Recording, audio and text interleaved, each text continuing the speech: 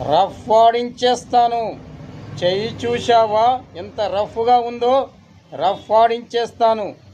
మాస్టర్ని నీ కార్తో గుద్ది చంపావు కదే, నా కళ్ళ ముందే గుద్ది చంపేశావు. అయ్యా జడ్జి గారు, నీకో నమస్కారం. నా కళ్ళ ముందే ఈ అమ్మాయి కార్తో గుద్ది చంపడం నేను చూశాను. దగ్గరికి వెళ్ళి అడిగాను. అప్పటికి ఏమందో తెలుసా?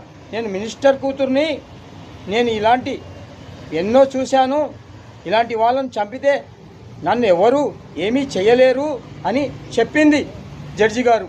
ఇలాంటి అమ్మాయిని మీరు ఉరిశిక్ష వేయాలి జడ్జి గారు, ఉరిశిక్ష వేయాలి.